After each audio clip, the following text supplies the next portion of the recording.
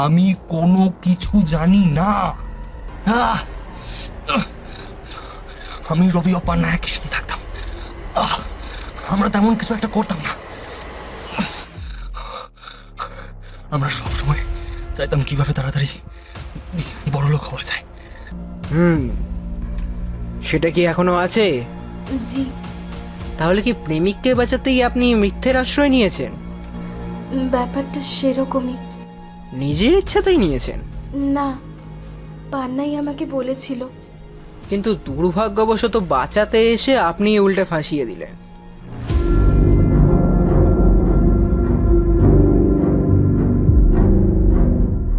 আপনারা শুনছেন আপনাদের প্রিয় ভয়ের কথা চ্যানেলটি, যেখানে শুনতে পারবেন বাংলা ও বিশ্ব সাহিত্যের সব ধরনের গল্পকথা, ভৌতিক, তান্ত্রিক, গোয়েন্দা, রহস্য, সকল ধরনের গল্পকথা শুনতে পাবেন আমাদের ভয়ের কথা চ্যানেলে। আপনাদের ভালোবাসা ও সহযোগিতা আমাদের একান্ত কাম্য। আমাদের আজকের গল্প মোহাম্মদ মুজাহিদুল ইসলামের কলমে মোর্চে ধরা রিভলভার। গল্প পাঠে আছি আমি ফাহাদ, এবং বিভিন্ন চরিত্রে থাকছে বর্ণালী, দিগন্ত, শুভ্রদীপ, তমাল ও তুষার। গল্পটা যদি ভালো লাগে প্লিজ গল্প একটা লাইক করে দেখবেন এবং আমাদের চ্যানেলটা সাবস্ক্রাইব করবেন। শুরু হচ্ছে মোর্চে ধরা রিভলভার।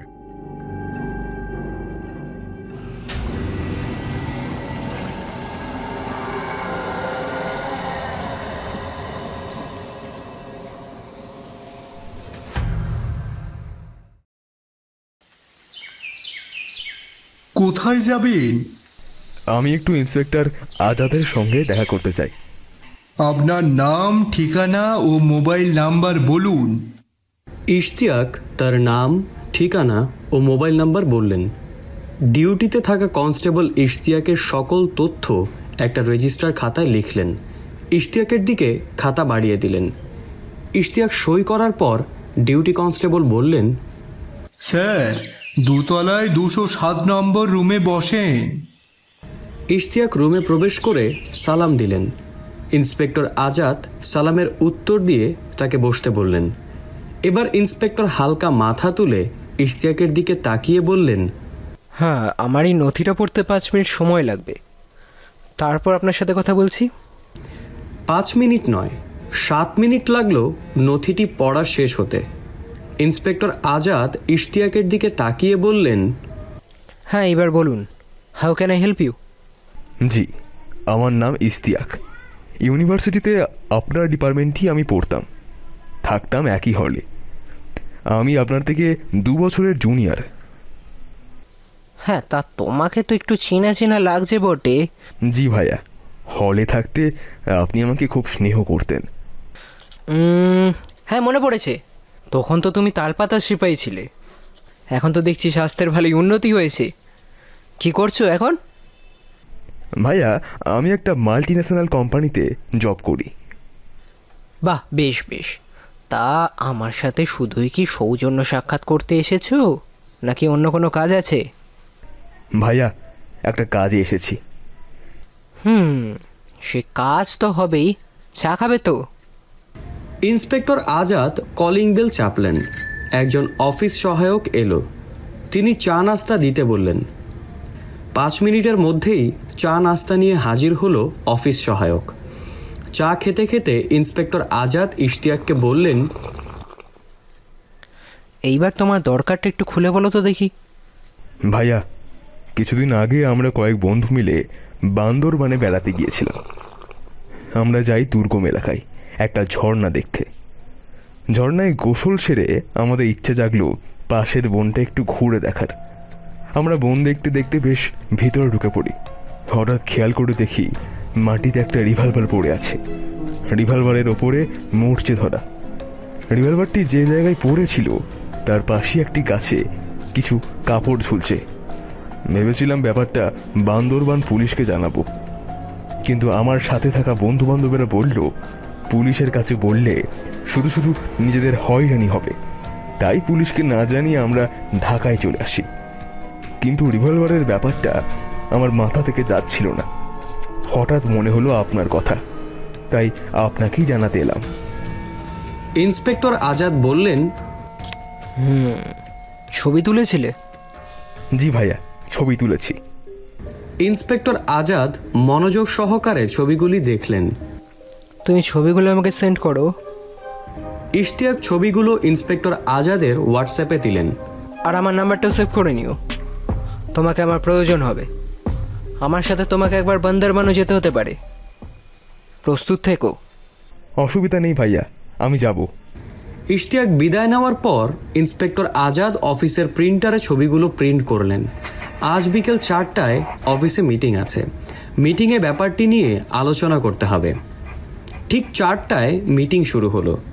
সিআইডি প্রধান অফিসারদের দায়িত্বে থাকা মামলাগুলোর অগ্রগতি শুনলেন। সবাইকে একটা দিক নির্দেশনামূলক বক্তব্য দিলেন। মিটিংয়ের শেষ পর্যায়ে উঠে দাঁড়ালেন ইন্সপেক্টর আজাদ আর বললেন, sir, I have a lead. CID প্রধান বললেন, বলো। স্যার, কিছু লোক বান্দরবানের একটা পিকনিক স্পটে বেড়াতে গিয়েছিল। পিকনিক স্পটের পাশের বনে ঘুরতে গিয়ে তারা একটা রিভলভার দেখতে পায়। যেখানে রিভলভারটি পড়েছিল তার পাশের গাছটাতে অনেক কাপড় ঝোলানো। রিভলভারটিতে হালকা মরচে ধরেছে, কাপড়গুলোও পচে গেছে। একজন পর্যটক তার ছবিও তুলে এনেছেন। ছবিগুলো দাও আমার কাছে।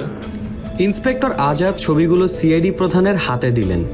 সিআইডি প্রধান ছবিগুলো দেখে অন্যান্য অফিসারদেরকে দিলেন ছবিগুলো দেখতে। তারপর উনি সবার কাছে মতামত জানতে চাইলেন। একজন সিনিয়র অফিসার বললেন, স্যার, বান্দরবানে বিভিন্ন সন্ত্রাসী গোষ্ঠীর কাজকর্ম থাকে, হয়তো তারাই রিভলভারটা ফেলে যেতে পারে। কিন্তু পাশের গাছে কিছু কাপড় ঝোলানো আছে। স্যার, ওদের কোনো কাপড় হয়তো ওরা গাছে ঝুলিয়ে রেখেছিল। তোমার মতামত শুনলাম, আরেকজনের মতামত শুনি। স্যার, এমনও তো হতে পারে কেউ এই রিভলভারটা দিয়ে কাউকে খুন করে সেখানে রিভলভারটা ফেলে এসছে। আরও কেউ মতামত দেবে? স্যার, একটা ইনফরমেশন যেহেতু আমরা পেয়েছি সেটাকে যাচাই করাই প্রয়োজন। আমারও মনে হয় তদন্ত করার দরকার। আজাদ, ইনফরমেশনটা যেহেতু তোমার কাছে এসেছে, তদন্ত দায়িত্বটাও তোমাকেই দিলাম। Okay sir. রাত 9টার দিকে ইন্সপেক্টর আজাদ ইশতিয়াককে ফোন দিলেন। ইশতিয়াক ফোন রিসিভ করে বললেন, আসসালামু আলাইকুম ভাইয়া। ওয়ালাইকুম আসসালাম। কি করছো ইশতিয়াক? কিছু না ভাইয়া, বাসায় বসে আছি। তোমার অফ ডে কবে? ভাইয়া, শনিবারে। শুক্রবার আমার সাথে একটু বান্দরবান যেতে পারবে? অবশ্যই, যদি তোমার কোনো অসুবিধা না থাকে। না ভাইয়া, কোনো সমস্যা নেই। হোটেলে গিয়ে ফ্রেশ হয়ে নাও, আমরা কিন্তু আবার 8টায় বেরোবো। জি ভাইয়া। ঠিক 8টায় ওরা হোটেল থেকে বের হলো। হোটেলের পাশের একটা রেস্টুরেন্টে নাস্তা সেরে নিল। নাস্তা সেরে হোটেলে এসে ওয়েটিং রুমে বসলো ওরা। ইন্সপেক্টর আজাদ ইশতিয়াককে বললেন, আমাদের সাথে বান্দরবান সিআইডি অফিস থেকে 2 জন যাবেন। ওনাদের বলেছি যেন একজন গাইডের ব্যবস্থা করে রাখেন। মিনিট 10-এর মধ্যেই 2 জন সিআইডি কনস্টেবল ও একজন গাইড এলো। ঠিক 9টায় চাঁদের গাড়ি করে রওনা দিলেন ওরা 5 জন। শহর পেরিয়ে চাঁদের গাড়ি ঢুকলো পাহাড়ি রাস্তায়। ইন্সপেক্টর আজাদ এই প্রথম বান্দরবান এসেছেন, তাই সকালের পাহাড়টা তার কাছে অসাধারণ লাগছে। পাহাড়ের উপরে মেঘের আনাগোনা, কি চমৎকার দৃশ্য। পাহাড় দেখতে দেখতে হঠাৎ মনে পড়ল তার মায়ের কথা। খুব ছোটকালে তার মা তাকে পড়াচ্ছিলেন। পড়ার মাঝখানে পাহাড় শব্দটা এলো। ইন্সপেক্টর আজাদের পরিবারটা ছিল নিম্ন মধ্যবিত্ত। স্কুল শিক্ষক বাবা 3 জন ছেলে মেয়েকে পড়াশোনা করাতেই হিমশিম খেত। তাই ইচ্ছা থাকা সত্ত্বেও তারা কোথাও বেড়াতে যেতে পারত না। ছাত্র থাকা অবস্থায় ইন্সপেক্টর আজাদ প্রায়ই ভাবত পড়াশোনা শেষ করে একটা চাকরি পেলেই মা বাবাকে নিয়ে পাহাড় দেখতে যাবে। কিন্তু ভার্সিটি জীবন শেষ হওয়ার আগেই মা হঠাৎ করেই মারা যায়। তাই চাকরি পাওয়ার পরেও কোনোদিন পাহাড় দেখার ইচ্ছে জাগেনি ইন্সপেক্টর আজাদের। আজ পাহাড় দেখে বারবার মার কথা মনে পড়ছে। মায়ের কথা মনে পড়ে মনটা ভারী হয়ে গেল তার। 2 ঘন্টা চাঁদের গাড়িতে যাওয়ার পর তাদেরকে নামিয়ে দেওয়া হলো পাহাড়ি একটা বাজারে। সেখান থেকে আধা ঘন্টা হেঁটে গেলেন পাহাড়ি নদীর ধারে। 2000 টাকা দিয়ে একটা ইঞ্জিন চালিত নৌকা ভাড়া করলো তারা। পাহাড়ি নদীগুলো তেমন প্রশস্ত নয়, তবে খরস্রোতা। নদীর দুই ধারে উঁচু পাহাড়। 1 ঘন্টা লাগলো তাদের পিকনিক স্পটে পৌঁছাতে। পিকনিক স্পটে চমৎকার একটি ঝর্ণা, শত শত মানুষ সেই ঝর্ণায় গোসল করছেন, বিভিন্ন ভঙ্গিমায় ছবি তুলছেন।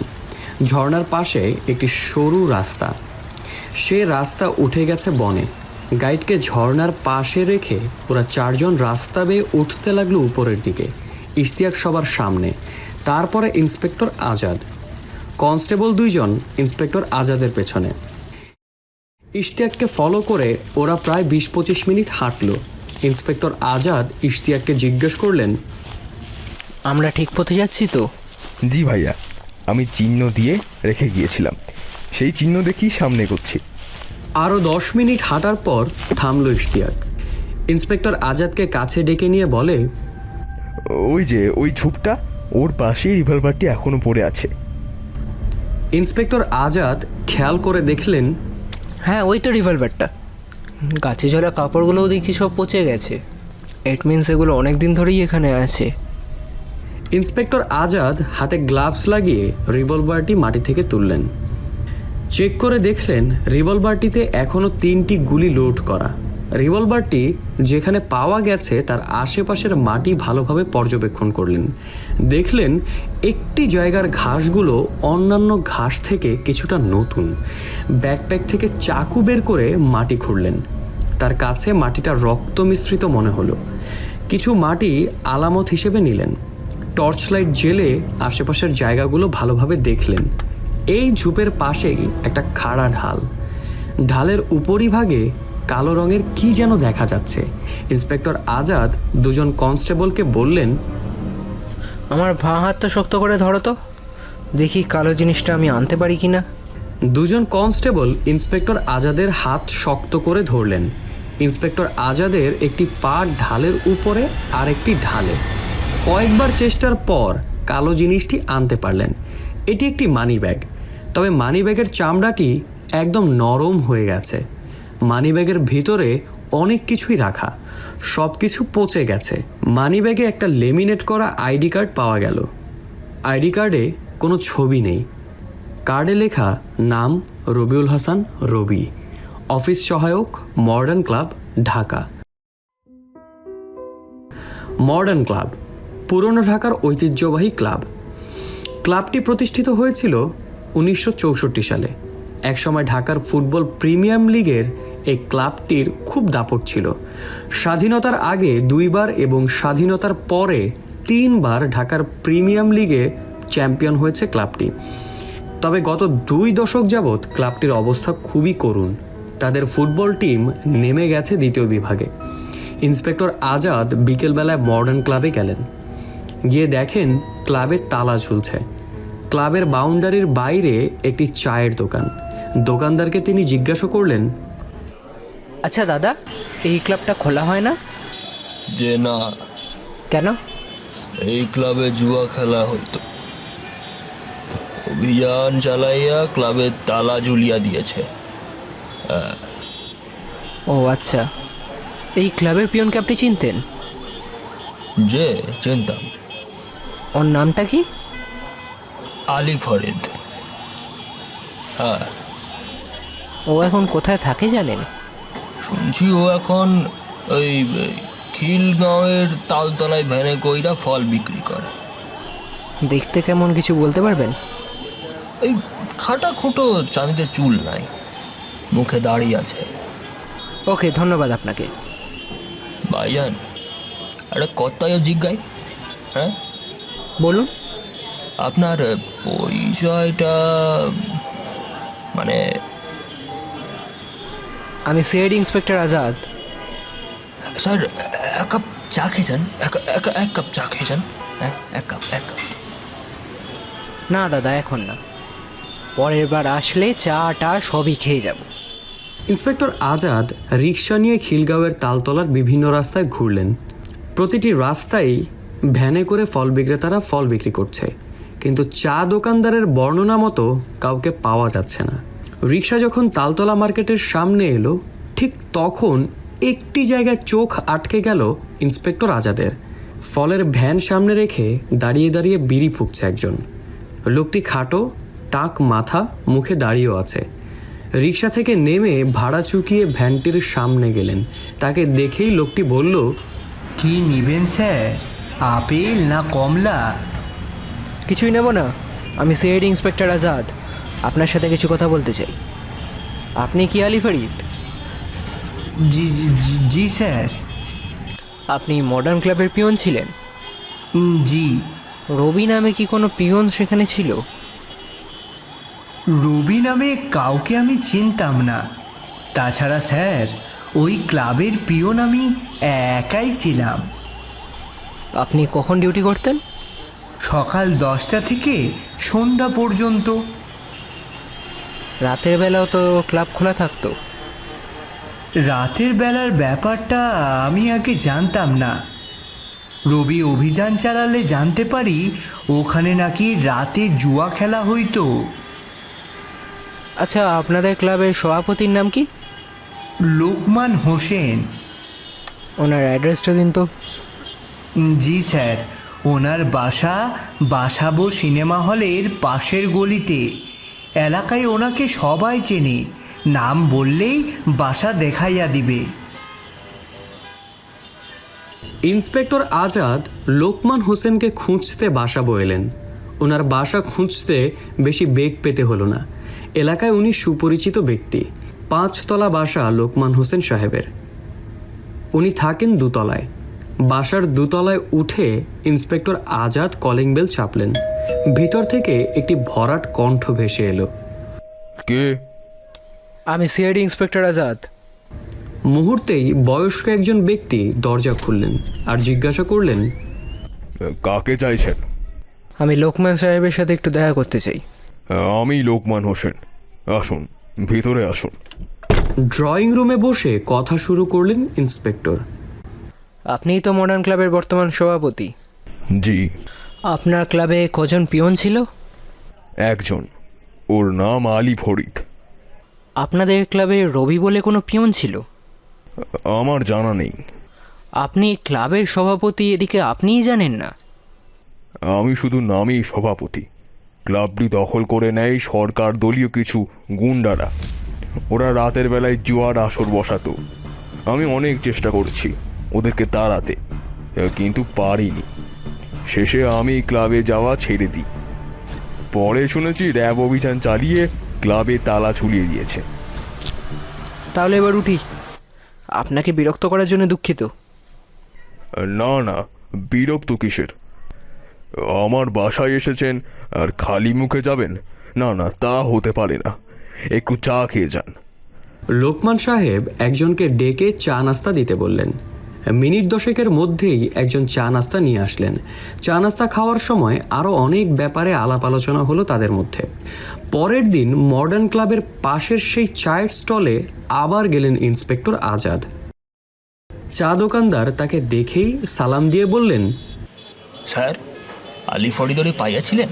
হ্যাঁ হ্যাঁ, পেয়েছি। বসেন স্যার, বসেন, এক কাপ চা খান। হ্যাঁ, এক কাপ চা খান।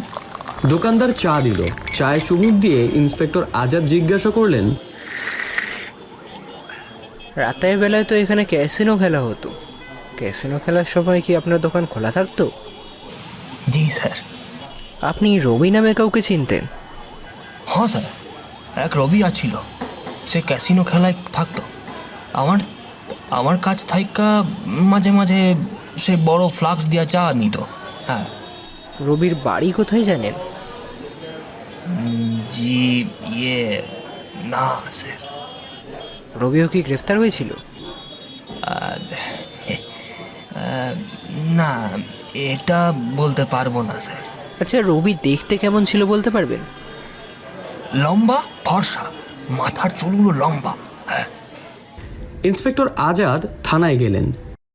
র্যাবের অভিযানে যারা সেদিন গ্রেপ্তার হয়েছিল তাদের তালিকা দেখলেন। না, রবিউল হাসান রবি নামে কেউ নেই। ইন্সপেক্টর আজাদের কাছে ইনভেস্টিগেশনটা এখন জটিল মনে হচ্ছে। এক রবিউল হাসান রবি ছাড়া তার কাছে কোনো তথ্য নেই। বান্দরবানের গহীন জঙ্গলে একটা খুন হয়েছে সত্যি, সেটা মাটির সাথে পাওয়া রক্ত পরীক্ষা করে বোঝা গেছে। কিন্তু কে খুন হয়েছে, সেটা কি রবিউল হাসান রবি নাকি রবি অন্য কাউকে খুন করেছে? ইন্সপেক্টর আজাদ আবার আসলেন মডার্ন ক্লাবের পাশের সেই চায়ের দোকানে। ক্লান্ত শরীর নিয়ে দোকানে বসে এক কাপ চা দিতে বললেন। চায়ে চুমুক দিতে দিতে অনেক ভাবনাই তার মাথায় এলো। হঠাৎ মনে হলো রবির মোবাইল নাম্বারটা পেলে ওকে খুঁজে পাওয়া সম্ভব, কিন্তু মোবাইল নাম্বার পাওয়া যাবে কোথায়? চায়ের দোকানদারের কাছে কি রবির মোবাইল নাম্বার আছে? চা দোকানদার রবির মোবাইল নাম্বার দিয়ে কি করবে? এরপরও জিজ্ঞাসা করা যায়, যদি থাকে। আচ্ছা দোকানদার ভাই, আপনার কাছে রবির নাম্বারটা আছে? হ্যাঁ আচ্ছা স্যার, রবি তার নাম্বার আমার মোবাইলে সেভ করিয়া দিচ্ছিল। হ্যাঁ, নাম্বারটা দিন তো। আমি তো স্যার বুঝি না, আপনি নাম্বারটা বের করেন, না হ্যাঁ।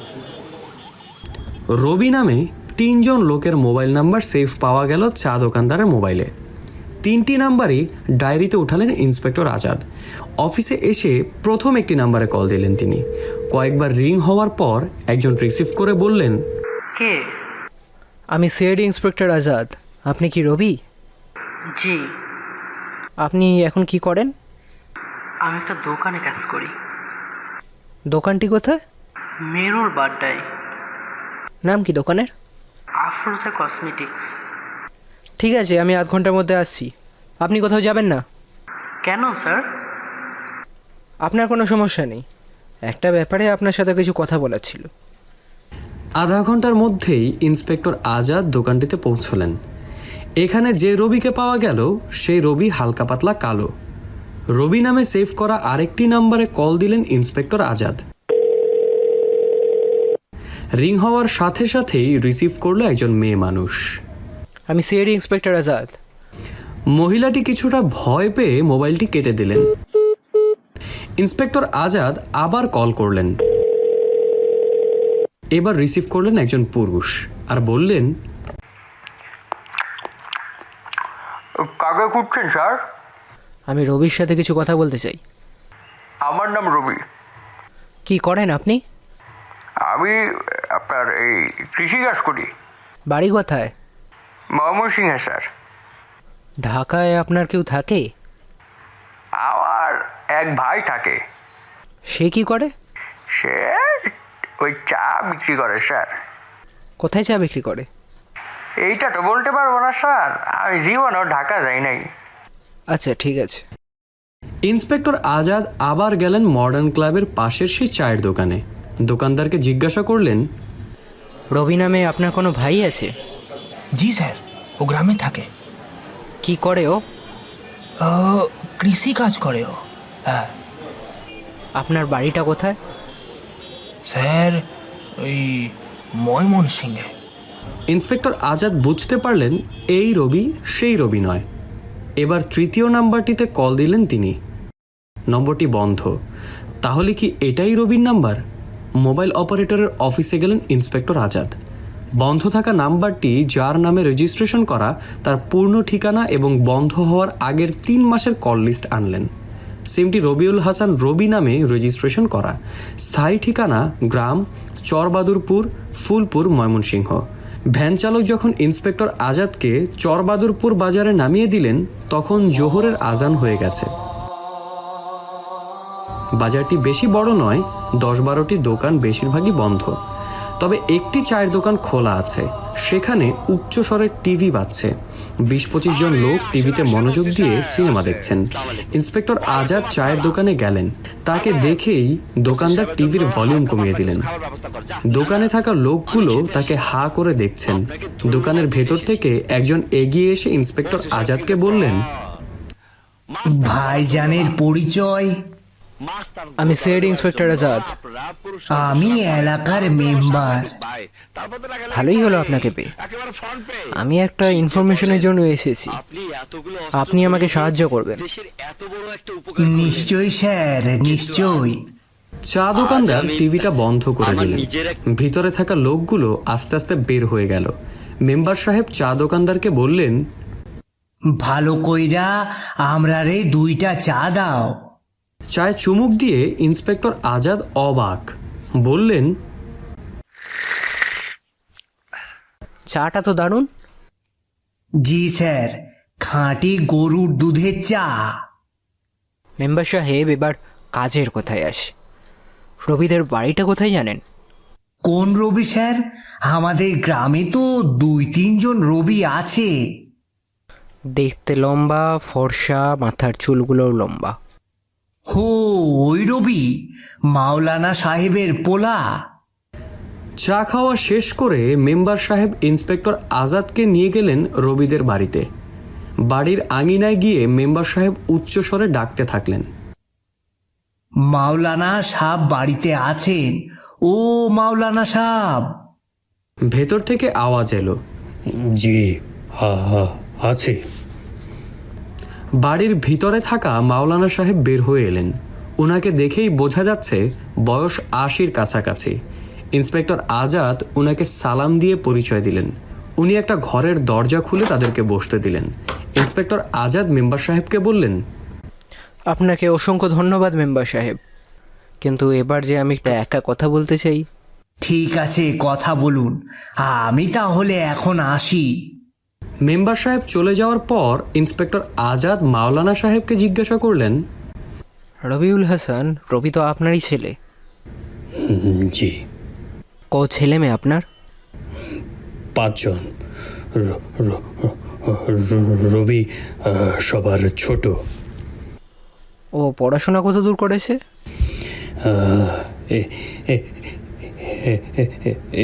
এসএসসি পাস করেনি।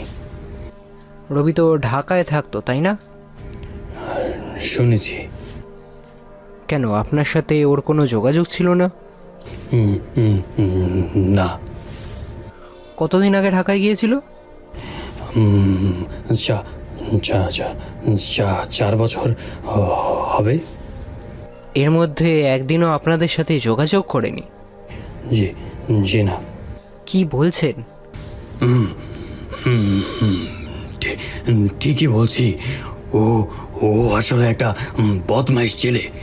এলাকার অনেক মানুষের কাছে অনেক অনেক অনেক মানুষের টাকা মেরে দিয়ে ও ঢাকা চলে যায়। আর সেই টাকা আমি শোধ করেছি আমার জমি বিক্রি করে। Very sad.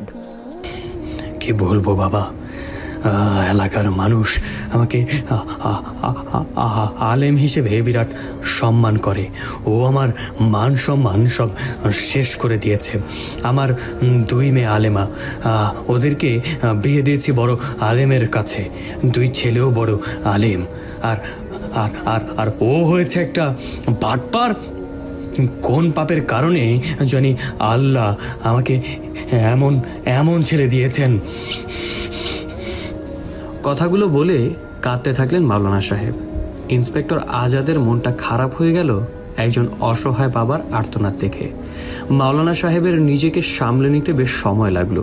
উনি স্বাভাবিক হওয়ার পর ইন্সপেক্টর জিজ্ঞাসা করলেন, রবির কোনো বন্ধুকে আপনি চেনেন? হ্যাঁ, একজনকে জানি। শুনেছি তার সাথেই নাকি সে ঢাকায় থাকতো। তার নাম কি? নাম হাসান। বর্তমানে সে পাশের ইউনিয়নের চেয়ারম্যান। ইন্সপেক্টর আজাদ মাওলানা সাহেবের বাড়ি থেকে সোজা চলে গেলেন পাশের ইউনিয়নের ইউনিয়ন পরিষদে। গিয়ে দেখেন চেয়ারম্যান সাহেব নেই, সচিব ও 2 জন চৌকিদার আছেন। ইউনিয়ন পরিষদের সচিবের কাছে নিজের পরিচয় দিয়ে বললেন, চেয়ারম্যান সাহেব কোথায় আছেন? উনি তো একটি কাজে শহরে গিয়েছেন। কখন ফিরবেন? আজকে মনে হয় ফিরবেন না। ঠিক আছে, ওনার মোবাইল নাম্বারটা দিন। 6 মাস আগে থেকে রবির নাম্বারটি বন্ধ। তার মানে মডার্ন ক্লাবে যেদিন র্যাব অভিযান চালিয়েছে তার পরদিন থেকেই রবির মোবাইলটি সুইচ অফ। ইন্সপেক্টর আজাদ রবির নাম্বার বন্ধ হওয়ার আগের 3 মাসের কল লিস্ট দেখলেন। তাতে একটি নাম্বারে ইনকামিং ও আউটগোয়িং কল সবচেয়ে বেশি। ইন্সপেক্টর আজাদ নাম্বারটিতে কল দিলেন।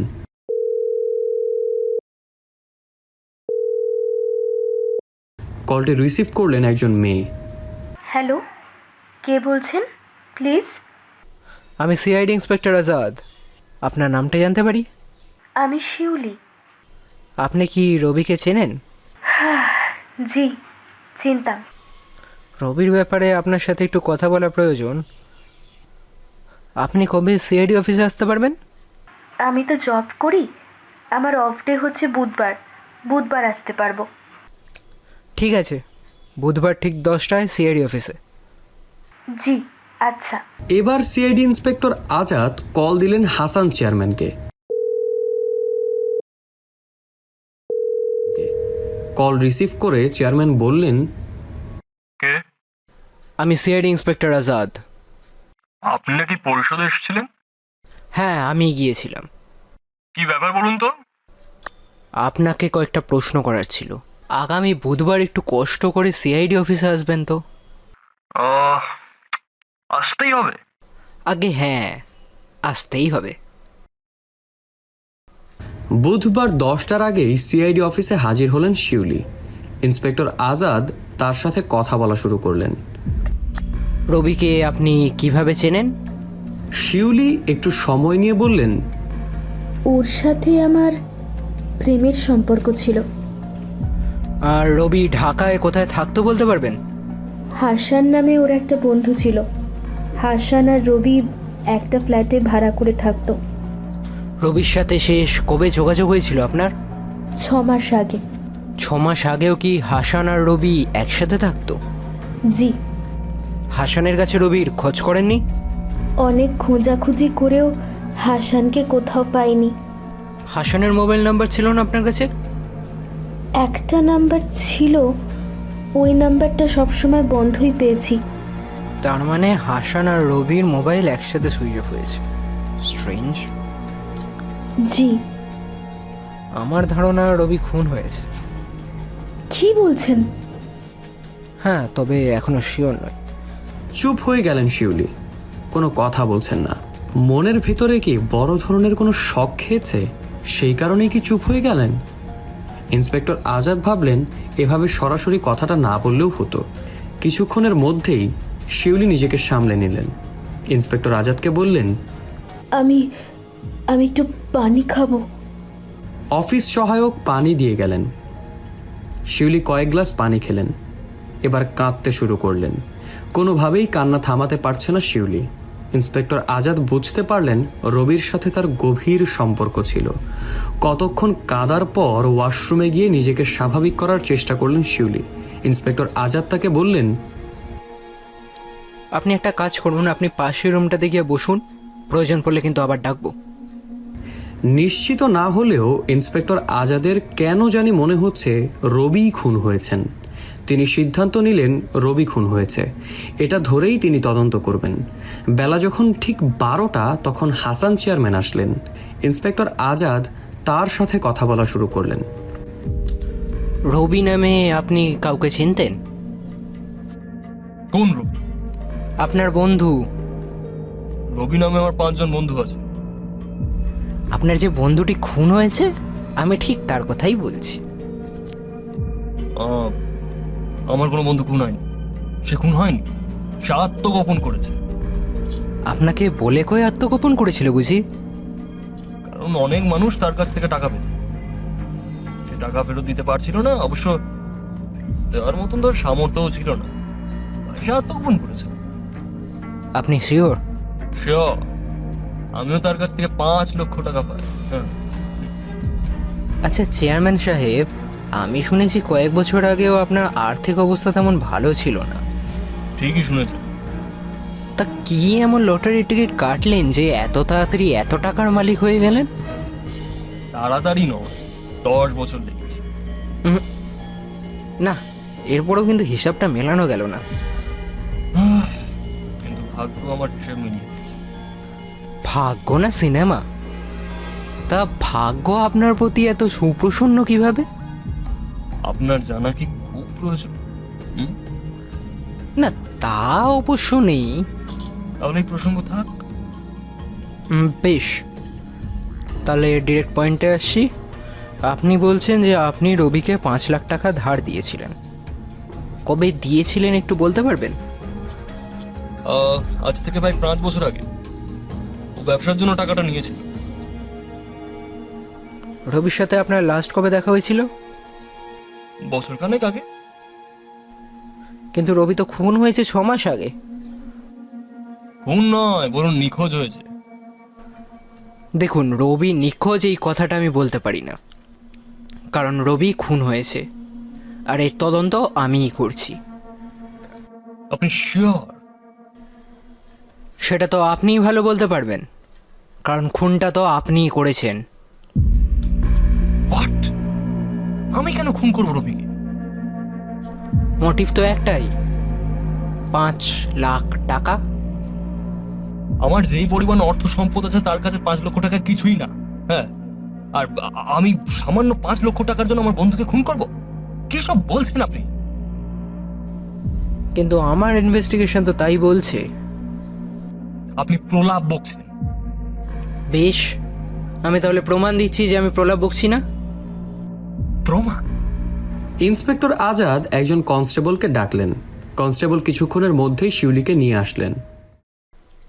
চেয়ারম্যান সাহেব, ওনাকে চেনেন?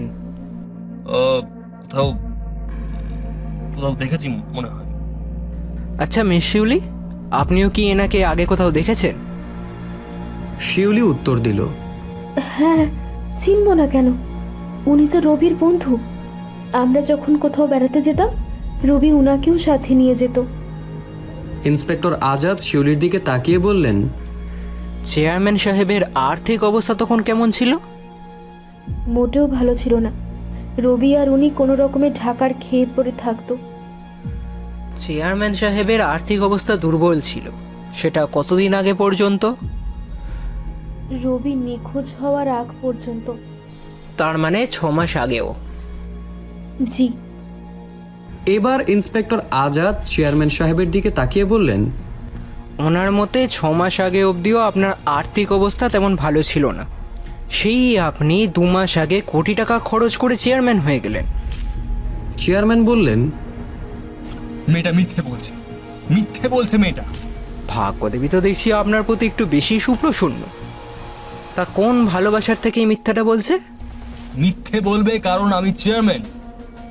একটা মহল ওকে পাঠিয়েছে আমার ভাবমূর্তি ক্ষুণ্ণ করার জন্য। যে মেয়েকে আমি চিনি না, জানি না, সেসব আবল তাবল বলে যাচ্ছে আর আপনি বিশ্বাস করছেন? হ্যাঁ। এবার ইন্সপেক্টর আজাদ শিউলির দিকে তাকিয়ে বললেন, আপনি শুনলেন তো চেয়ারম্যান সাহেব কি বললেন? হ্যাঁ, শুনেছি। এবার আমি চেয়ারম্যান সাহেবকে কয়েকটা প্রশ্ন করি। করুন। শিউলি চেয়ারম্যান সাহেবের দিকে তাকিয়ে বললেন, আপনি বলছেন আপনি আমাকে কোথাও একটা দেখেছেন। কথাটা শুনে আমার খুব হাসি পাচ্ছে। আমার ঘরে কমপক্ষে 20 দিন আপনি খেয়েছেন। কি সব আবল তাবল বলছো তুমি? তোমাকে আমি ভালো করে চিনি না, আর সেই তুমি বলছো আমি তোমার বাড়িতে খেয়েছি? What nonsense! তোমার সাথে বেড়াতে গিয়েছি। কত টাকা পেয়েছো? হ্যাঁ, কত টাকা?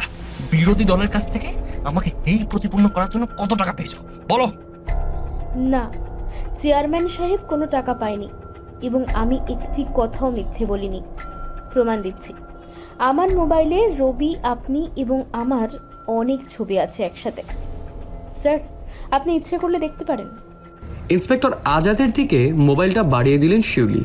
হ্যাঁ, সত্যিই তো, রবি, চেয়ারম্যান আর শিউলির ছবি একসাথে। এবার চেয়ারম্যানের দিকে তাকিয়ে ইন্সপেক্টর আজাদ বললেন, ছবিতে তো দেখছি আপনারা 3 জন একসাথে। এবার কি এটাও ফটোশপ করা? এডিট করে একজনের ছবি আরেকজনের সাথে জোড়া দেওয়া যায়? ওই ছবিটা মনে হয় এডিট করা ছবি। আশ্চর্য হয়ে শিউলি চেয়ারম্যানের দিকে তাকালেন। লোকটা অনবরত মিথ্যে বলে যাচ্ছে। শিউলির বুঝতে বাকি রইল না এই চেয়ারম্যানই রবিকে খুন করেছে। কিন্তু কথা হচ্ছে কেন? রবিকে খুন করে কি স্বার্থ হাসিল করেছে চেয়ারম্যান? ইন্সপেক্টর আজাদকে উদ্দেশ্য করে চেয়ারম্যান বললেন, আমি কি এখন যেতে পারি? হ্যাঁ, যেতে পারেন, তবে প্রয়োজন হলে আমরা আপনাকে কিন্তু আবার ডাকবো। ঠিক আছে, আপনি যখনই ডাকবেন আমাকে পাবেন। এবার তাহলে আসি। সিআইডি অফিস থেকে চলে গেলেন চেয়ারম্যান। শিউলি এখন একা একা বসে আছেন ইন্সপেক্টর আজাদের সামনে। শিউলি ইন্সপেক্টর আজাদকে উদ্দেশ্য করে বললেন, স্যার, এই লোকটাকে আমার সন্দেহ হচ্ছে। আপনার সন্দেহ অমূলক নয়। আমরা তদন্ত শেষ করি, তারপরে দেখছি কি রেজাল্ট আসে। দ্বিতীয় দিনের মতো সিআইডি অফিসে ডেকে পাঠানো হলো শিউলিকে। ইন্সপেক্টর আজাদ কথা বলা শুরু করলেন। আচ্ছা, রবির সাথে আপনার সম্পর্কটা কতদিনের? 2 বছর হবে। কিভাবে পরিচয়? একটা অনুষ্ঠানে। সম্পর্কটা ঠিক কতটা গভীর ছিল? বেশ গভীর। শারীরিক সম্পর্কে পৌঁছানোর মতো গভীর কি? এই প্রসঙ্গটা থাক। আচ্ছা বেশ, রবি সম্পর্কে আপনি কতটা জানতেন? আমি জানতাম ও ঢাকা ইউনিভার্সিটি থেকে পলিটিক্যাল সায়েন্সে মাস্টার্স করেছে। আর জানি ও তার পরিবারের বড় সন্তান।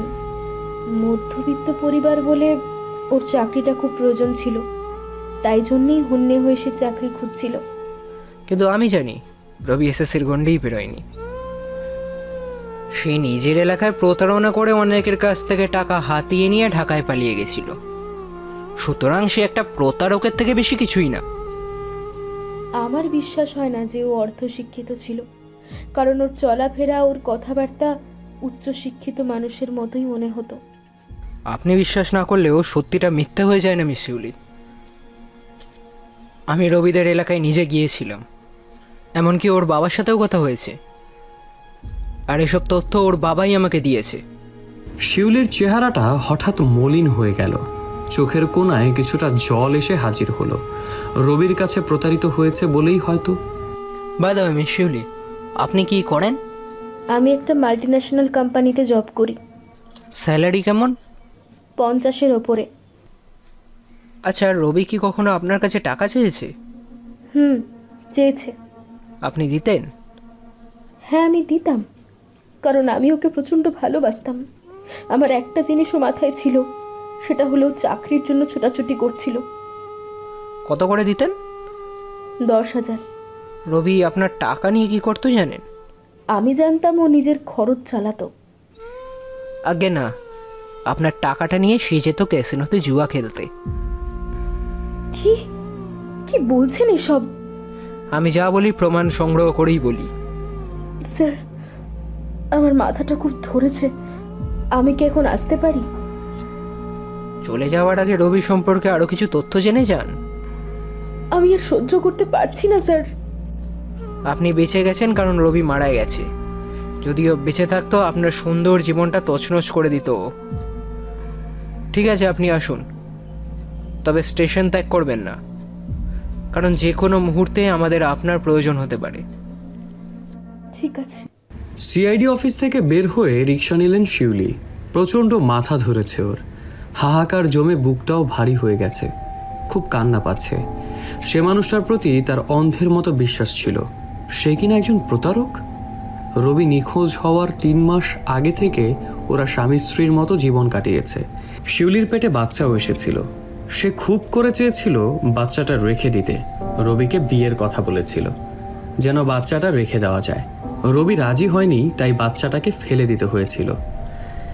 অ্যাবর্শন করার পর বহুদিন শিউলি ভালোভাবে ঘুমাতে পারেনি। ঘুমালেই স্বপ্নে দেখতো একটা বাচ্চা তাকে মা মা বলে ডাকছে। আচ্ছা, রবি যদি বিয়েতে রাজি হতো তাহলে বাচ্চাটাও আসতো পৃথিবীতে। বাচ্চাটা বড় হয়ে জানতো ওর বাবা ছিল একজন অর্ধশিক্ষিত প্রতারক। শিউলি কান্না ধরে রাখতে পারল না, হাউমাউ করে কেঁদে দিল। শিউলি কান্না জড়িত কণ্ঠে বললেন, বাসার সামনে রেখে দেন। শিউলি রিক্সা থেকে নেমে দ্রুত বাসার ভিতরে চলে গেলেন। রিক্সা ভাড়া দেওয়ার কথা মনেই নেই তার। রিক্সাওয়ালাও তার কাছে ভাড়া চায়নি। রিক্সাওয়ালা মনে মনে বলতে থাকলো, আপনজন হারাইলে সামান্য রিক্সা ভাড়ার কথা কি মনে আসে? রিক্সাওয়ালা রিক্সাটা ঘুরিয়ে চালাতে চালাতে আপন মনে গাইতে লাগলো, আমার সোনার ময়না পাখি, কোন দেশেতে উইরা গেলারে দিয়া মোরে ফাঁকি, আমার সোনার ময়না পাখি। চেয়ারম্যানকে গ্রেফতার করে 2 দিনের রিমান্ডে আনা হলো। রিমান্ডের প্রথম দিন একটি রুমে 2টো চেয়ার, একটি টেবিল। চেয়ার 2টি টেবিলের দুপাশে। এক পাশে বসা চেয়ারম্যান, অপর পাশে বসেছেন ইন্সপেক্টর আজাদ। ইন্সপেক্টর আজাদ বললেন, চেয়ারম্যান সাহেব, তাহলে কথা বলে শুরু করি। এই কথা তো ঠিক, রবি আপনার বন্ধু ছিল এবং বেশ ঘনিষ্ঠ বন্ধুই ছিল। রবি আমার বন্ধু ছিল, কিন্তু ঘনিষ্ঠ না। ঘনিষ্ঠ বন্ধু ছাড়া কেউ কাউকে 5 লাখ টাকা ধার দেয়? ওকে আমি স্কুল জীবন থেকেই চিনতাম। স্কুলের প্রসঙ্গ যেহেতু আসলো, একটা প্রশ্ন করি। তা আপনার পড়াশোনা কত দূর? এসএসসি পাস করিনি। তার মানে আপনি আর রবি সমশিক্ষিত, অ্যাম আই রাইট? জি। ক বছর থেকেছেন? চেয়ারম্যান হওয়া আগের পর্যন্ত। তার মানে 4-5 বছর। জি। আপনি রবিকে টাকাটা ধার দেন কখন? 2 বছর আগে। তখন তো রবি ঢাকায় থাকতো। কি করতো সে? ঝুট মালের ব্যবসা করতো। I see. By the way, বর্তমানে আপনার কত কোটি টাকার সম্পত্তি? ওই 10 কোটি টাকার মতো। এত টাকা কি আপনি এই 5 বছরে ইনকাম করেছেন? জি। তার মানে প্রতি বছর আপনার সেভিংস 2 কোটি টাকা। আপনি কি টাকার গাছের ব্যবসা করেন? আমিও ঝুট মালের ব্যবসা করতাম। বাবা, ভাগ্যদেবী তো দেখছি আপনার কথায় ওঠে বসে। নইলে জুট মিলের ব্যবসায় আপনি কোটিপতি হলেন আর রবি দেউলিয়া হয়ে গেল। ও ব্যবসা ভালো বুঝতো না। ঢাকায় কি আপনারা একসাথেই থাকতেন? চেয়ারম্যান মাথা নিচু করে ফেললেন, কোনো কথা বলছেন না। চেয়ারম্যান সাহেব, ভাগ্য শুধু আপনার প্রতি সহায় হন না, মাঝে মাঝে আমাদের প্রতিও হন। আমার কাছে প্রমাণ আছে আপনারা একই বাসাতেই থাকতেন। জি, আমরা একই সাথে থাকতাম। তবে ও মাঝে মাঝে শিউলির ওখানেও থাকতো। কয়েকদিন আগে আপনিই বললেন যে আপনি শিউলিকে চেনেন না, আজ আবার বলছেন রবি আর শিউলি একসাথেই থাকতো। এর মানে তো আপনি শিউলিকে ভালো মতোই চিনতেন, কি তাই তো? শিউলিকে আমি চিনতাম না, রবির মুখে আমি ওর নাম শুনতাম। হাসালেন চেয়ারম্যান সাহেব। এদিকে শিউলি যে অন্য কথা বলছে, ওর মতে কমপক্ষে 20 দিন আপনি নাকি ওর বাসায় গিয়ে খেয়েছেন। চেয়ারম্যান নিশ্চুপ হয়ে বসে আছে। ইন্সপেক্টর আজাদ ধমক দিয়ে বললেন, কথা বলুন।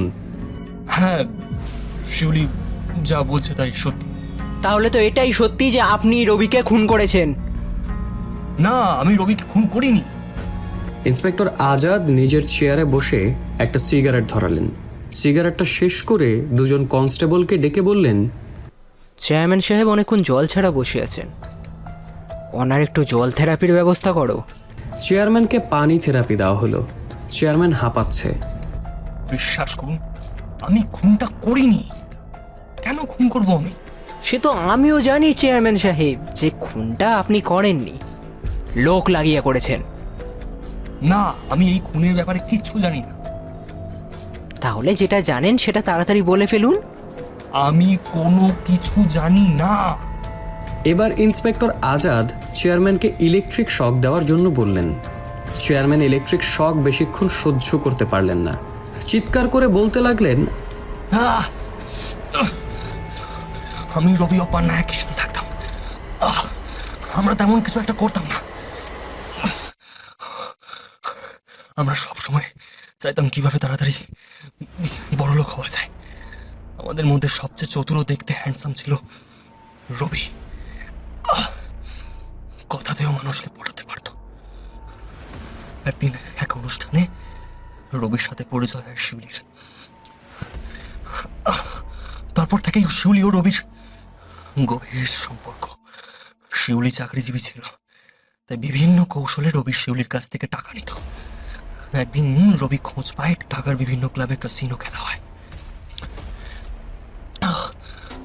রবি কিভাবে যেন মডার্ন ক্লাবের অফিস সহায়ক পদে চাকরি পেয়ে যায়। তার কাজ ছিল যারা জুয়া খেলতে আসতো তাদেরকে চা সিগারেট এনে দেওয়া।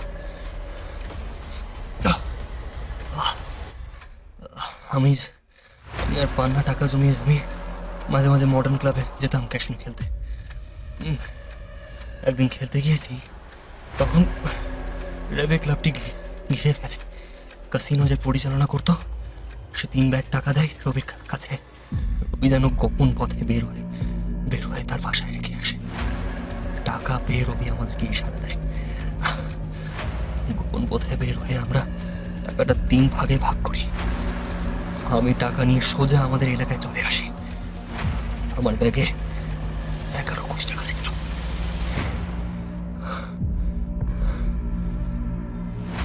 তারপর এসে দেখি চেয়ারম্যান নির্বাচনের তোড়জোড় চলছে। আমি যেহেতু আগে সরকারি দলীয় ছাত্র রাজনীতি করেছি, তাই কিছু নেতার সাথে আমার পরিচয় ছিল। তাদেরকে বললাম আমাকে যদি সরকারি দলীয় প্রতীক দেওয়া হয় তাহলে আমি 1 কোটি টাকা দেব। 1 কোটি টাকায় নমিনেশন কিনে আর 1 কোটি টাকা মাঠে খরচ করি।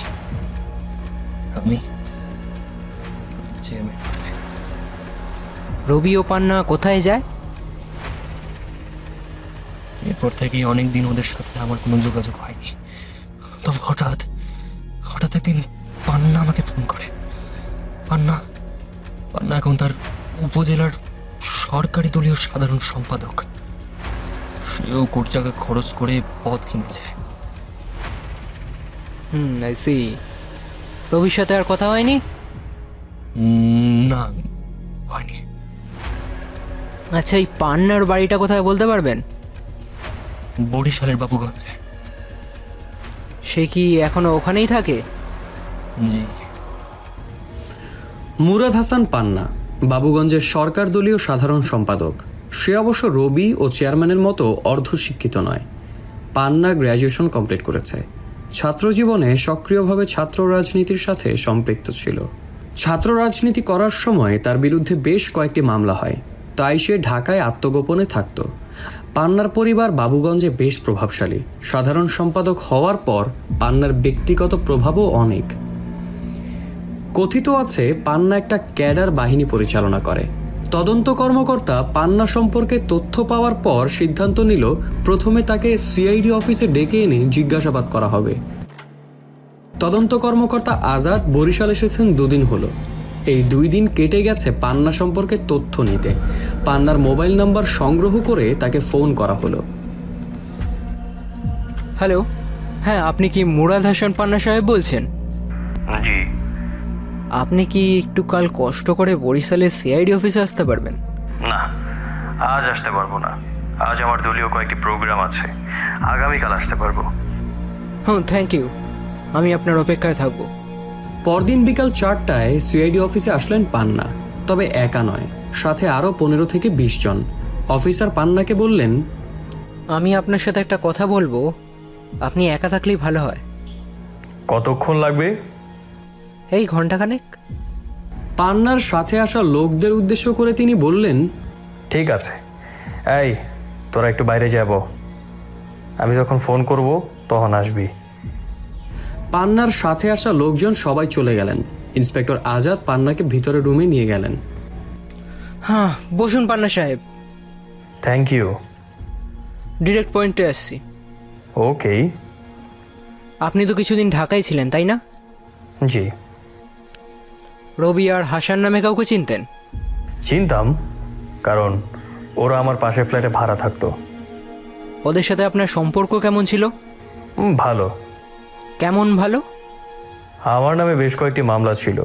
ঢাকায় থাকতাম মূলত আত্মগোপনে, তাই দিনের বেলা বেশি বের হতাম না। ওরাও প্রায় দিনই ফ্ল্যাটেই থাকতো, তাই 3 জন বসে একসাথে কার্ড খেলতাম। এভাবেই ওদের সাথে আমার ভালো সম্পর্ক গড়ে ওঠে। আপনারা কি রাতের বেলা কোথাও বের হতেন? খুব বেশি না। বের হলে কোথায় যেতেন? জুয়া খেলতে। সেটা কোথায়? মডার্ন ক্লাবে। রবি তো মডার্ন ক্লাবে কাজ করতো। জি। আচ্ছা, যেদিন ক্লাবটা ঘেরাও হয় সেদিন আপনি কোথায় ছিলেন? জি, ছিলাম। আপনি ধরা পড়েননি? না, কারণ মডার্ন ক্লাব থেকে বের হওয়ার আরেকটা গোপন পথ ছিল। রবি সেই পথটা চিনত। সে, আমি ও হাসান সে পথ দিয়ে বের হয়ে আসি। যখন আপনারা বের হয়ে আসেন তখন কি কেউ আপনাদেরকে কোনো টাকার ব্যাগ দিয়েছিল? রবিকে দিয়েছিল, যিনি জুয়া খেলা পরিচালনা করতেন। I see. তা সেই গোপন পথ দিয়ে বেরিয়ে আসার পর আপনারা ওই টাকাটা কি করলেন? রবি টাকাটা 3 ভাগ করে। 1 ভাগ হাসানকে দেয়। হাসান ওই টাকা নিয়ে একা চলে যায়। বাকি 2 ভাগ টাকা নিয়ে আমরা ফ্ল্যাটে চলে আসি। ওই টাকাগুলো কি ফ্ল্যাটেই রেখে দেন? না, রবি আমাকে কিছু টাকা দিয়ে বাকি টাকা নিয়ে বের হয়ে যায়। আপনাকে কত টাকা দেয়? পরে গুনে দেখি 1,20,00,000 টাকা। এরপরে কি আপনার সাথে রবির কোনো রকম যোগাযোগ হয়েছিল? আপনার যে এই রবি নামক বন্ধুটি খুন হয়েছে সেটা জানেন? হোয়াট? কি বলছেন? হ্যাঁ, আপনি ঠিকই শুনেছেন। বান্দরবানের গহীন জঙ্গলে তাকে খুন করা হয়েছে। বান্দরবান? রবিকে কে খুন করেছে বলে আপনার মনে হয়? আমি কি করে বলবো? আর আমি যদি বলি খুনটা আপনি করেছেন? রবিকে আমি কেন খুন করব? তাহলে কে খুন করতে পারে রবিকে? হাসালেন ইন্সপেক্টর সাহেব, হাসালেন। ইচ্ছে করলে রবির কাছ থেকে আমি সব টাকা ছিনিয়ে নিতে পারতাম, অথবা আমি যদি বেশি চাপাচাপি করতাম তাহলে রবিই আমাকে অর্ধেক ভাগ দিত। তাহলে কে খুন করতে পারে রবিকে? আমি কি করে বলবো? একটা ধারণা দিন। হাসান অথবা ক্যাসিনোর পরিচালক। হাসানকে তো আমরা অ্যারেস্ট করেছি, ওকে রিমান্ডে নেওয়া হয়েছিল। তাকে জেরা করে যতটুকুনি বুঝেছি হাসান এই খুনের সাথে জড়িত নয়। আচ্ছা, শিউলিকে আপনি চেনেন? চিনি চিনি চিনি, ও রবির প্রেমিকা। শিউলিকে কি আপনার সন্দেহ হয়? আসলে শিউলিকে আমি চিনতাম এটুকুই, ওর সম্পর্কে বিস্তারিত আমি কিছুই জানি না, তাই আমি বলতে পারছি না। ইন্সপেক্টর ঘড়ির দিকে তাকালেন, 6টা বাজে। আচ্ছা পান্না সাহেব, আমরা যদি আরও কিছুক্ষণ কথা বলি তাহলে কি আপনার সমস্যা হবে? না। তাহলে একটু চা খাওয়াই যাক। চিনি চলে? চিনি চলে, ডায়াবেটিস এখনো আসেনি। ইন্সপেক্টর একজন কনস্টেবলকে ডাকলেন চা নাস্তার ব্যবস্থা করতে। 5 মিনিটের মধ্যেই চা নাস্তা চলে এলো। নাস্তা শেষে চায়ে চুমুক দিতে দিতে ইন্সপেক্টর বললেন, শিউলি মেয়েটা উচ্চশিক্ষিত, ভালো একটা চাকরিও করে। অন্যদিকে রবি এসএসসির গণ্ডিও পেরোয়নি। তাছাড়া রবি তার এলাকায় একজন প্রতারক হিসেবেই বিখ্যাত। রবি প্রতারণার মাধ্যমে শিউলির সাথে সম্পর্কও গড়েছিল। আপনি কি এসব জানতেন? না, কারণ তাদের ব্যক্তিগত ব্যাপারে আমার কোনো আগ্রহ ছিল না, শুধু সময় কাটানোর জন্য ওদের সাথে আমার সম্পর্ক গড়ে উঠেছিল। আচ্ছা, এমনও তো হতে পারে যে শিউলি সব কিছু জানার পর রবিকে খুন করেছে। হতে পারে, তবে শিউলি রবিকে খুন করলে বান্দরবন নিয়ে যাবে কেন? হ্যাঁ, হয়তো তারা ওখানে বেড়াতে গিয়েছিল। হ্যাঁ, এটা হতে পারে। ধন্যবাদ প্রাণা সাহেব, পরে প্রয়োজন পড়লে আবার ডাকবো। অবশ্যই, যখন প্রয়োজন মনে করবেন তখন আমাকে ডাকবেন, আমি আসবো ইনশাল্লাহ। পান্নাকে সিআইডি অফিসের গেট পর্যন্ত এগিয়ে দিয়ে আসলেন ইন্সপেক্টর আজাদ। গেইটে গিয়ে দেখেন প্রায় 50-60 জন মানুষ দাঁড়িয়ে আছেন পান্নার অপেক্ষায়। রাতের লঞ্চে ঢাকায় ফিরছেন ইন্সপেক্টর আজাদ। ক্যাবিন থেকে বের হয়ে লঞ্চের রেলিং ধরে নদীর দিকে তাকালেন। স্বচ্ছ নদীর জলে বড় একটা চাঁদ দেখা যাচ্ছে। এবার আকাশের দিকে তাকালেন। আকাশ ভরা চাঁদের আলো, সেই আলোটা বিছিয়ে দিয়েছে নদীর বুকেও। নদী, চাঁদ, চাঁদের আলো এসব দেখলেই ব্রহ্মপুত্রের কথা মনে পড়ে যায়। ব্রহ্মপুত্র তীরবর্তী একটি গ্রামে জন্ম তার। জীবনের অধিকাংশ সময় কাটিয়েছেন গ্রামে। পূর্ণিমা এলেই ডিঙি নৌকা করে চলে যেতেন ব্রহ্মপুত্রের মাঝখানে। সেই দিনগুলির কথা মনে পড়ে গেল আজ। হাবি, মজি এরা ছিল তার নিত্যসঙ্গী। পুলিশের চাকরি করতে এসে অনেকটাই ভুলে গেছে সে ব্রহ্মপুত্র নদ ও পূর্ণিমার কথা। তবে হাবি ও মজিদের সাথে এখনও যোগাযোগ আছে। ক্যাবিনে ফিরে এসে শুয়ে শুয়ে ভাবতে লাগলেন রবি হত্যা মামলার কথা। পান্নার সাথে যতটুকু কথা হয়েছে তাতে তাকে খুনি মনে হয়নি। খুনি মনে হয়নি হাসান চেয়ারম্যানকেও। তাহলে খুনি কে? হতে পারে ক্যাসিনোর পরিচালক, কিন্তু সে তো জেলে। তাছাড়া তার এবং তার পরিবারের উপর যে পরিমাণ ঝড়ঝাপটা গিয়েছে, এই পরিস্থিতিতে একজনকে খুন করার মতো মানসিকতা কিভাবে সৃষ্টি হবে? তাহলে কি শিউলি খুন করেছে রবিকে? তা কি করে সম্ভব? বান্দরবানের গহীন জঙ্গলে একজন মেয়ে মানুষ কি করে একজন ছেলেকে খুন করবে? ইন্সপেক্টর আজাদ এই মামলাটার কোনো কুল কিনারা পাচ্ছেন না। তাহলে কি অতি উৎসাহী হয়ে মামলাটা নিয়ে সে ভুল করেছে? এখন সে মনে মনে ভাবছে কি দরকার ছিল মামলাটা হাতে নেওয়ার। পরক্ষণে ভাবল আরও 2 জন সন্দেহের তালিকায় আছে। তাদেরকে জিজ্ঞাসাবাদ করলে হয়তো একটা ক্লু পাওয়া যেতে পারে। 1 ক্যাসিনোর পরিচালক, 2 শিউলি। এই 2 জনের কাছ থেকে যদি কোনো ক্লু না পাওয়া যায় তাহলে মামলাটি ক্লোজ করা ছাড়া আর কোনো উপায় থাকবে না। মডার্ন ক্লাবের ক্যাসিনো পরিচালনা করতেন আহমেদ রুবেল রাজা। সে সরকার দলীয় যুব নেতা। ইন্সপেক্টর আজাদ তাকে জেল গেটে জিজ্ঞাসাবাদ করার অনুমতি পেলেন। রাজাকে নিয়ে আসা হলো। দীর্ঘদেহী রাজাকে ক্লান্ত ও বিধ্বস্ত লাগছে। রুমে এসেই ধপাস করে বসে পড়লেন চেয়ারে। চোখ মুখে একটা বিরক্তির ছাপ। ইন্সপেক্টর আজাদকে উদ্দেশ্য করে বললেন, কি ব্যাপারে কথা বলতে এসেছেন? আপনি রবি নামে কাউকে চিনতেন? আমি দক্ষিণ ঢাকার বড় নেতা ছিলাম, অনেক রবিকে আমি চিনতাম। কোন রবির কথা আপনি বলছেন? ক্যাসিনোতে যার থেকে আপনি চা সিগারেট খেতেন, এখন তাকেই চিনতে পারছেন না? ওই হারামজাদা, ও তো একটা বেঈমান। কেন, কি করেছিল ও? আমার 30 থেকে 40 কোটি টাকা নিয়ে ও উধাও হয়ে গেছে। শালারে পাইলে। তা ওকে আর পাওয়া যাবে না। কি হয়েছে ওর? কে বা কারা ওকে খুন করেছে? ভালো করছে, শালার শান্তি হয়েছে। কিন্তু খুনটাকে করলো তা তো জানা দরকার। তদন্ত করেন, জানেন? হ্যাঁ, তদন্ত তো করছি। তদন্তের অংশ হিসেবেই আপনাকে জিজ্ঞাসাবাদ করতে এসেছি। আপনার কি ধারণা আমি ওকে খুন করাইছি? হ্যাঁ, আমার তো তাই ধারণা। সেটা সত্যি না মিথ্যে সেটা তো আপনি বলবেন। হাসালেন ইন্সপেক্টর সাহেব।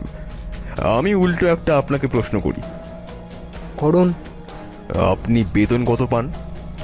দেখুন, আপনার মতো তো নয়, তবে সব মিলিয়ে 50-এর মতো। ধরুন কেউ আপনার পকেট থেকে 1000 টাকার নোট চুরি করলো, আপনি কি তাকে মেরে ফেলবেন? না, মাত্র 1000 টাকার জন্য আমি ছুঁচো মেরে হাত বন্ধ করব না। আপনার কাছে 1000 টাকা যেমন মূল্যবান, আমার কাছে 30 থেকে 40 কোটি টাকা তেমনই মূল্যবান। কেন জানেন?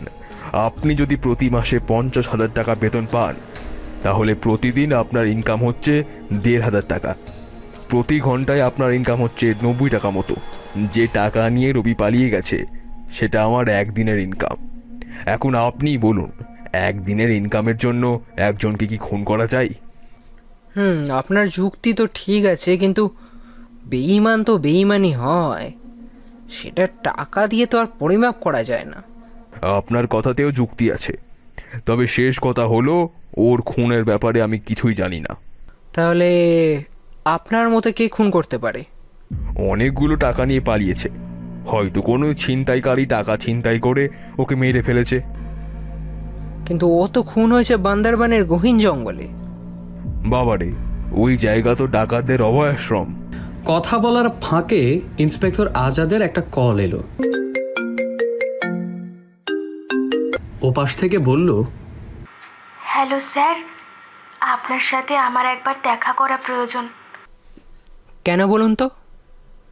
আপনি যে মামলাটা নিয়ে তদন্ত করছেন, সেই মামলার ব্যাপারে আমি কিছু কথা বলতে চাই। যে মেয়েটি ইন্সপেক্টর আজাদকে ফোন করেছিল তার নাম সেজুতি। হালকা পাতলা গড়ন, দেখতেও বেশ সুন্দরী। চেহারার মধ্যে একটা চটপটে ভাব আছে। ইন্সপেক্টর আজাদ মেয়েটিকে বলেছিলেন বিকেল 4টায় সিআইডি অফিসে আসতে। মেয়েটি 10 মিনিট আগেই হাজির। কথা শুরু করলেন ইন্সপেক্টর আজাদ। আপনি বলেছিলেন রবি সম্পর্কে আপনার কাছে কিছু তথ্য আছে। কি তথ্য? আপনারা সবাই জানেন রবি মারা গেছে। ও আসলে মরেনি। হোয়াট? তাহলে রবি কোথায়? ও এখন দুবাইতে আছে। দুবাইতে? কিন্তু ওর আইডি কার্ড তো পাওয়া গেছে গহীনের জঙ্গলে। এটা রবির চালাকি। আচ্ছা, তার আগে আমার একটা প্রশ্নের উত্তর দিন তো। আপনি রবিকে কিভাবে চিনলেন? রবির সাথে আমার একটা প্রেমের সম্পর্ক ছিল। কিন্তু আমি যতটুকু জানি রবির সাথে তো শিউলি নামে একটা মেয়ের সম্পর্ক ছিল। আমার সাথে ওর সম্পর্ক গড়ে ওঠে প্রথম, তারপর শিউলির সাথে। শিউলির ব্যাপারটা আপনি জানতেন? প্রথমে জানতাম না, পরে শুনেছি। আচ্ছা, এই প্রসঙ্গটা থাক। রবি সম্পর্কে কি তথ্য আছে আপনার কাছে? রবি যেদিন ক্যাসিনো থেকে টাকা নিয়ে বের হয়, সেদিনই আমাকে সে ফোন করে বলে, আমার সাথে বেড়াতে যাবে বান্দরবান? কখন? আজই, ঘন্টাখানেক পর। প্রথমে আমি যেতে রাজি হইনি, পরে ওর অনুরোধে আমি রাজি হয়ে যাই। তারপর বান্দরবান গেলেন? জি। টাকাগুলো কি তখন আপনাদের সাথেই ছিল? জি। বান্দরবান গিয়ে কোথায় উঠলেন? হোটেলে। আপনারা দুজন কি একই রুমেই ছিলেন? জি। তারপর কতদিন ছিলেন বান্দরবানে? 5 দিন। কোথায় কোথায় ঘুরলেন? বিভিন্ন পর্যটন এরিয়ায় ঘুরেছি, গিয়েছি গহীন অরণ্যেও। গহীন অরণ্যে গিয়ে রবি তার ID card, voter ID card সব ফেলে দেয়। I see. তারপর কোথায় গেলেন? তারপর আমরা বেড়াতে গেলাম কক্সবাজার ও সেন্ট মার্টিন। সেখানে আবার কতদিন ছিলেন? 3 দিন। এই ঘোরার সময় কি টাকাগুলো আপনাদের সাথেই ছিল? কক্সবাজারে গিয়ে কিছু টাকা আমরা নিজেদের অ্যাকাউন্টে রাখি, বাকি টাকা আমাদের সাথেই ছিল। আপনাদের এতগুলো টাকা নিয়ে ঘুরতে একবারও ভয় করেনি? টাকাগুলো ট্রাভেল ব্যাগে ছিল, উপরে আমাদের জামা কাপড় রাখা ছিল। বাবা, আপনাদের সাহস তো দেখে মনে হচ্ছে আপনাদেরই সিআইডিতে থাকা উচিত। যাই হোক, তারপর কি আপনারা ঢাকায় ফিরে এলেন? আমি ঢাকায় ফিরে আসি, রবি আসেনি। আর ও কোথায় যায়? রবি অবৈধ পথে ভারতে ঢোকে। সেখানে এক গ্রামেও 2 মাস ছিল। যে দালালরা তাকে ভারতে ঢুকতে সাহায্য করেছে তারাই তার প্রয়োজনীয় কাগজপত্র ম্যানেজ করে তাকে ভারতীয় পাসপোর্ট করে দেয়। তারপর? ও ভারত থেকে দুবাই চলে যায়। আর রবি টাকাগুলো কি করলো? দালালরাই তার টাকাগুলো দুবাই পাচার করার ব্যবস্থা করে দেয়। বাবা, দালালগুলো তো দেখছি আত্মীয়দের থেকেও বেশি হেল্পফুল।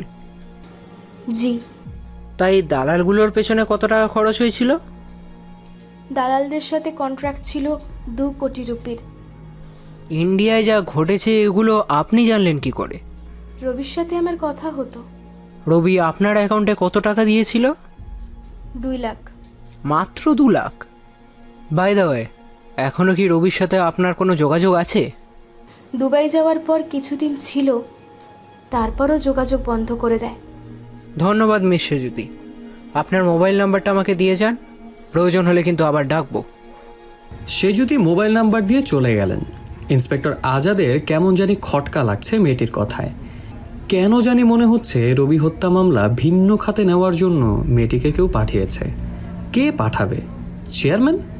কিন্তু চেয়ারম্যান তো জেলে। তাহলে কি পান্না পাঠিয়েছে?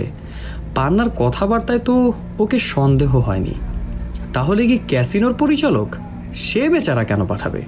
তাহলে এর বাইরে অন্য কেউ? এমনও তো হতে পারে মেয়েটি যা বলছে সব সত্যি। ইন্সপেক্টর আজাদ শিউলিকে ফোন করে বললেন, মিস শিউলি, আমি ইন্সপেক্টর আজাদ বলছি। জি বলুন। আগামীকাল আপনি একবার সিআইডি অফিসে এসে দেখা করবেন তো? হ্যাঁ স্যার, অফিসটা শেষ করে তারপর আসতে হবে। বেশ, আপনার জন্য আমি অপেক্ষা করব। শিউলি সিআইডি অফিসে আসতে আসতে প্রায় 6টা বেজে গেল। শিউলির চোখে মুখে ক্লান্তি আর হতাশার ছাপ। বোঝাই যাচ্ছে মেয়েটা ডিপ্রেশনে ভুগছে। কেমন আছেন মিস শিউলি? হ্যাঁ, বেঁচে আছি কোনো রকম স্যার। কেন? আপনি তো সবই জানেন স্যার। দেখুন, জীবনে কেউ কারোর জন্য অপরিহার্য নয়। জীবনকে আবার নতুন করে শুরু করুন। আমি সেটাই চেষ্টা করছি স্যার। যাই হোক, মেন পয়েন্টে আসি। রবি সম্পর্কে আমার কিছু তথ্য জানা দরকার। স্যার, আমি ওর নামটা মুখে আনতে চাই না স্যার। কি আর করবেন মিস শিউলি, তদন্তের স্বার্থে আপনাকে ওর সম্পর্কে কথা বলতেই হবে। বলুন, কি জানতে চান? রবির উচ্চতা কেমন ছিল? 5 ফুট 7-8 ইঞ্চি। শরীরের রং? ধবধবে ফর্সা। আচ্ছা, বিশেষ কোনো চিহ্ন ছিল কি শরীরে? ওর ঠোঁটের বাঁ পাশে একটা তিল ছিল। চুলগুলো কেমন ছিল? ও সবসময় চুলগুলো লম্বা রাখতো। আই মিন কোঁকড়ানো না সোজা?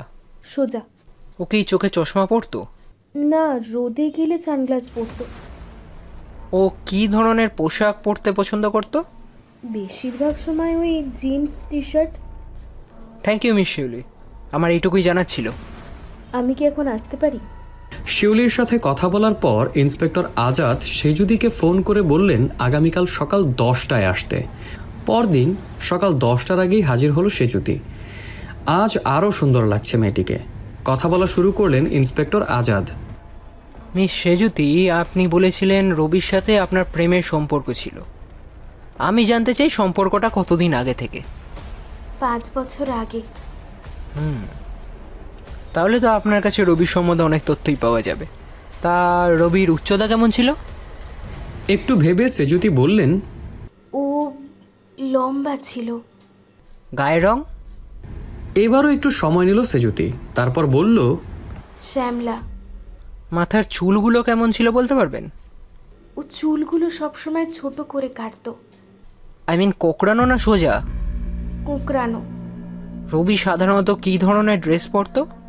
জিন্সের সাথে টি শার্ট, মাঝে মাঝে শার্টও পরতো। এবার একটা কথা বলি মিস সেজুতি, আপনি আসলে রবিকে চিনতেনই না। যা বলছেন সবই মিথ্যে।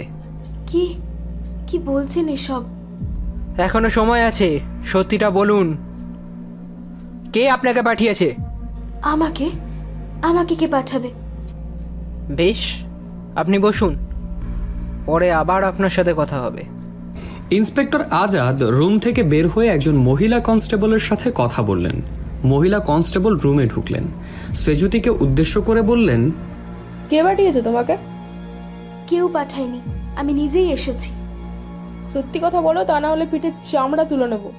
এবার মহিলা কনস্টেবল সেজুতির চুলে ধরে বললেন, এখনো ভালো করে কইতাছি, তোরে কে পাঠাইছে? কি বলছেন এসব? কেউ পাঠায় নাই। ওই এ কি, আপনি গালাগাল করছেন কেন? ভদ্র মেয়ের মতো কথা বল, তোকে কে পাঠিয়েছে এখানে? আমি তো বলছি আমি নিজেই এসেছি। ও বুঝেছি, সোজা আঙুলে ঘি উঠবে না। ডিম থেরাপি দেবো, তখন আসল কথাটা ঠিকই বলবি। আমি তো সব বলেছি। এখনো সোজা হোস না, বুঝছি। তোর অ্যাড্রেস দেখাইয়া রিমাইন্ডার নিতে আইব। অ্যারেস্টের কথা শুনে সেজুতি কিছুটা আতঙ্কিত হয়ে গেল। এমন সময় ইন্সপেক্টর রুমে ঢুকলেন। মহিলা কনস্টেবল বললেন, স্যার এ সঠিক তথ্য দেয় না। অ্যাড্রেস দেখাইয়া চালান করে দিই, তারপর রিমান্ডে আইনা কিছু থেরাপি দিলেই ও সব সঠিক কথা বলবো। মিস সেজুতি, আমি নিশ্চিত এই মামলাটা অন্যদিকে ঘোরাতে কেউ আপনাকে আমার কাছে পাঠিয়েছে। আপনি সত্যিটা বলুন, তা না হলে আপনি কিন্তু বিপদে পড়বেন। সেজুতি কিছুক্ষণ মাথা নিচু করে রইলেন, তারপর বললেন, আসলে আমাকে পাঠিয়েছে কে পাঠিয়েছে? পান্না। পান্না কি আপনার পরিচিত? জি। কিরকম পরিচিত? ও যখন ঢাকায় থাকতো তখন আমাদের মধ্যে পরিচয় হয়। শুধুই কি পরিচিত ছিলেন নাকি? ওর সাথে আমার একটা প্রেমের সম্পর্ক গড়ে উঠেছে। সেটা কি এখনো আছে? জি। তাহলে কি প্রেমিককে বাঁচাতেই আপনি মিথ্যের আশ্রয় নিয়েছেন? ব্যাপারটা সেরকমই। নিজের ইচ্ছাতেই নিয়েছেন? না, পান্নাই আমাকে বলেছিল। কিন্তু দুর্ভাগ্যবশত বাঁচাতে এসে আপনি উল্টে ফাঁসিয়ে দিলেন। পান্নার ওপর আমার সন্দেহটা কমই ছিল, এখন পুরো সন্দেহটা তার প্রতি। সেজুতি আর কিছু বললেন না, উদাসভাবে তাকিয়ে থাকলেন জানালা দিয়ে। মুরাদ হাসান পান্নাকে গ্রেফতার করে নিয়ে আসা হলো ঢাকায়। আদালতে তুলে রিমান্ডে দেওয়া হলো। আদালত 3 দিনের রিমান্ড মঞ্জুর করলেন। ইন্সপেক্টর আজাদ ও সিনিয়র অফিসার আসলেন পান্নাকে জিজ্ঞাসাবাদ করার জন্য। প্রথমে অফিসার জিজ্ঞাসাবাদ শুরু করলেন। পান্না সাহেব, কথা বলা শুরু করি। জি। সেজুতি নামে কাউকে চেনেন? না। কিন্তু সে বলছে ও আপনার প্রেমিকা। সম্ভবত আমাকে ফাঁসাতে ওরা কেউ পাঠিয়েছে। কে পাঠাবে? দেখুন, আমি রাজনীতি করি, আমার অনেক প্রতিপক্ষ আছে। আচ্ছা, ধরে নিলাম আপনার অনেক প্রতিপক্ষ আছে, কিন্তু এই মামলার ব্যাপারে বেশি কেউ জানে না তো। জানতে কতক্ষণ? এটা অবশ্য ঠিক বলেছেন। সেই কারণে আমরা সেজুতিকেও গ্রেফতার করেছি। অফিসার ইন্সপেক্টর আজাদকে উদ্দেশ্য করে বললেন, আজাদ, ইয়েস স্যার। তুমি সেজুতিকে এখানে নিয়ে এসো। মিনিট 5 মধ্যেই ইন্সপেক্টর আজাদ সেজুতিকে নিয়ে রুমে ঢুকলেন। আচ্ছা মিস সেজুতি, আপনি কি করেন? আমি শোবিজে কাজ করি।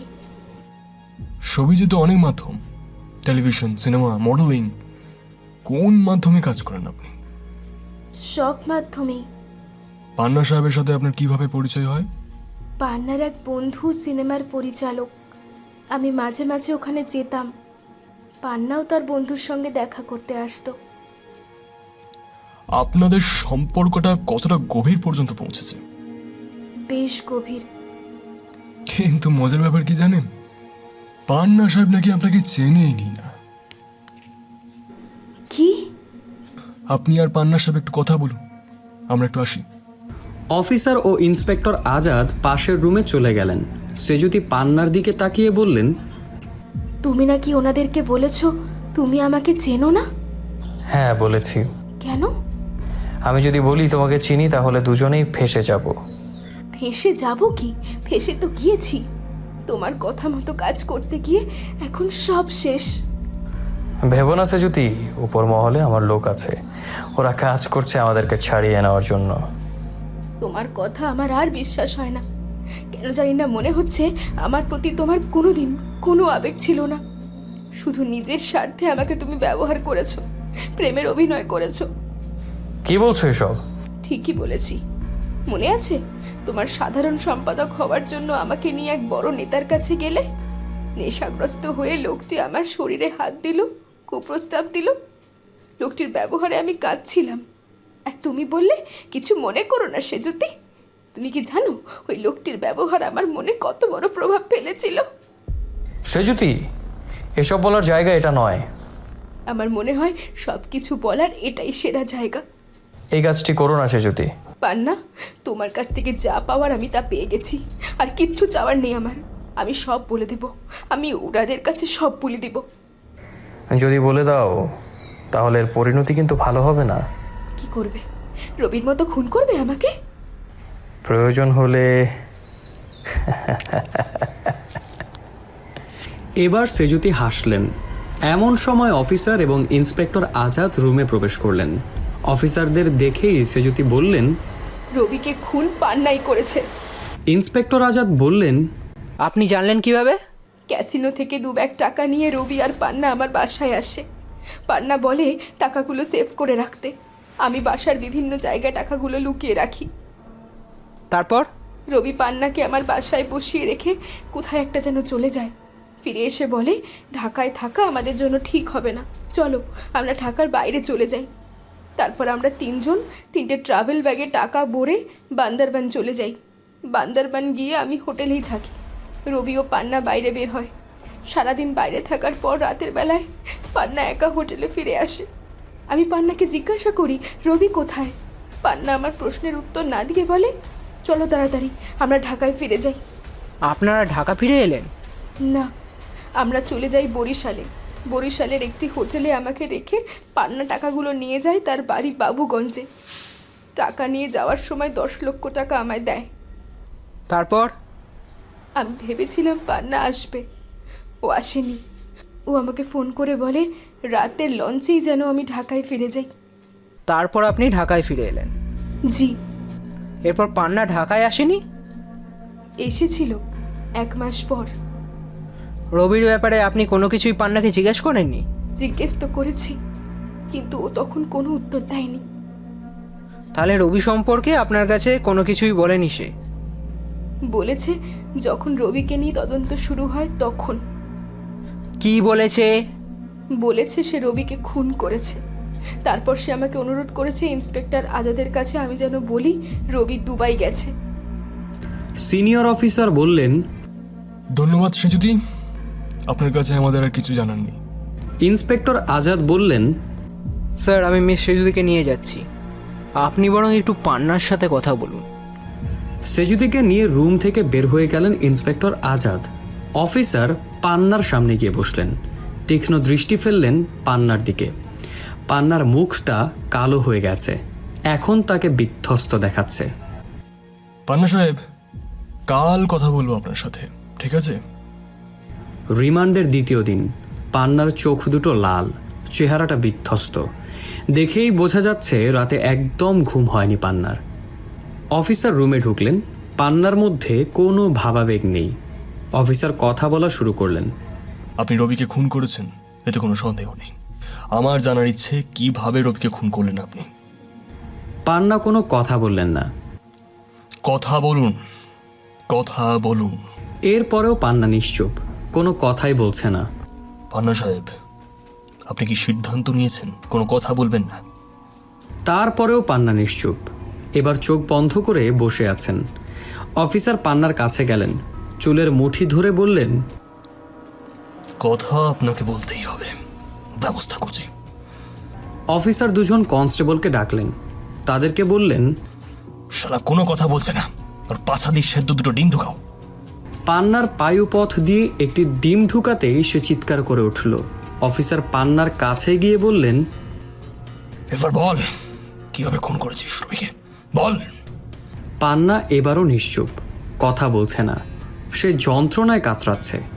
অফিসার দুজন কনস্টেবলকে উদ্দেশ্য করে বললেন, ওকে ইলেকট্রিক শক দে। পান্নাকে ইলেকট্রিক শক দেওয়া হলো। এবার অবশ্য পান্না বেশি সহ্য করতে পারলেন না। চিৎকার করে বললেন, আমি আমি বলছি আমি বলছি বলো। আমি আমি রবি ও সেচুতিকে বান্দরবনে নিয়ে যাওয়ার আগেই কিছু লোক ঠিক করি রবিকে খুন করার জন্য। তারাও বান্দরবন যায়।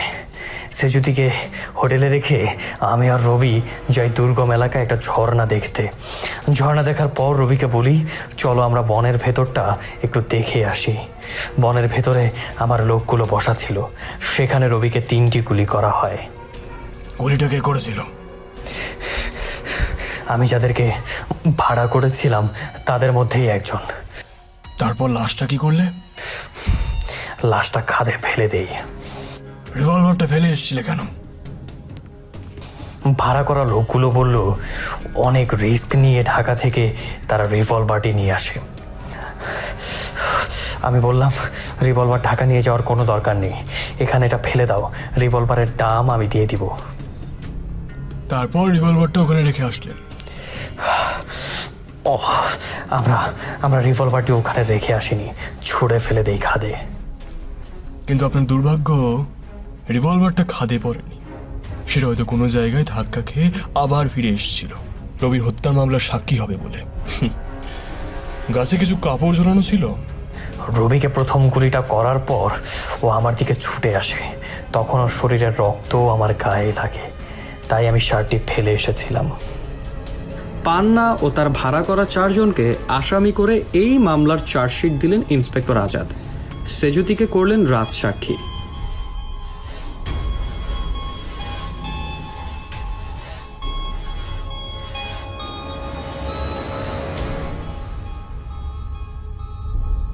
ভয়ের কথাতে আজকে শুনলেন মোহাম্মদ মুজাহিদুল ইসলামের কলমে মরচে ধরা রিভলভার।